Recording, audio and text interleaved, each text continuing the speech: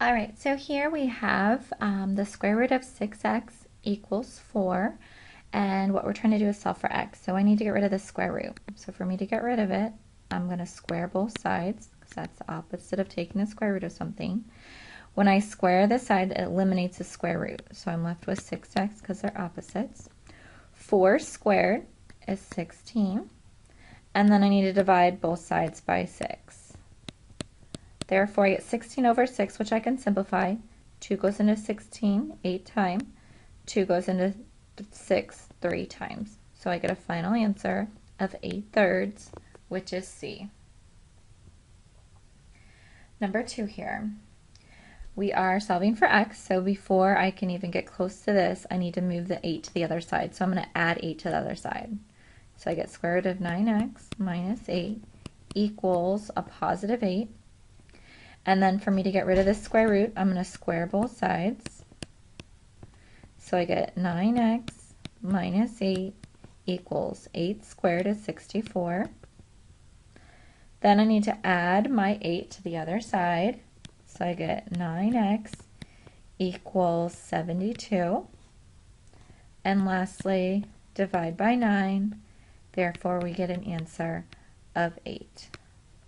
Again, we would double check our answers, but in these cases, we do have it. We don't have any extraneous multiple choice answers. Okay, this third one, we are going to get rid of these square roots. So I'm going to square both sides. Therefore, I get 8x minus 5 equals x plus 10. And then I'm going to get the x's together. So I'm going to subtract my x here. So I get 7x minus 5 equals 10. Add my 5 to the other side. So I get 15. And lastly, divide by 7. So we get 15 over 7, which is choice A. And our last problem here, we need to square both sides.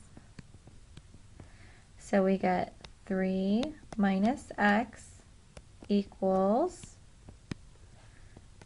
x minus 1 squared. Okay, we know x minus 1 squared is the same thing as x minus 1, x minus 1. So I need to FOIL. So I get 3 minus x equals x squared, negative x,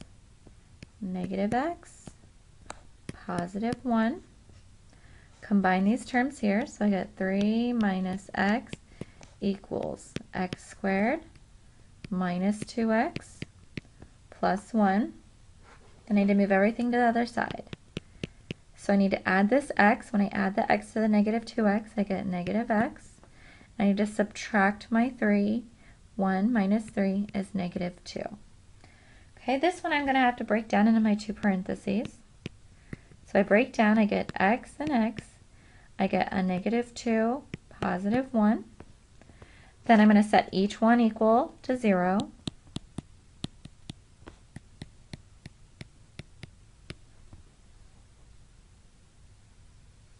Okay, therefore x equals 2 and x equals negative 1. Okay, and then I'm going to double check here because I see 3 different it could possibly be. So I need to plug it into my original formula. So let's check on 2. 3 minus 2 equals 2 minus 1. So I get square root of 1 equals 1. Square root of 1 is 1. So 2 is definitely an answer. Okay, then I need to check negative 1. So I get 3 minus a negative 1 equals negative 1 minus 1. 3 minus a negative 1 is 4. Negative 1 minus 1 is a negative 2. Square root of 4 is 2. Therefore, negative 1 is an extraneous answer. My answer is just a positive 2.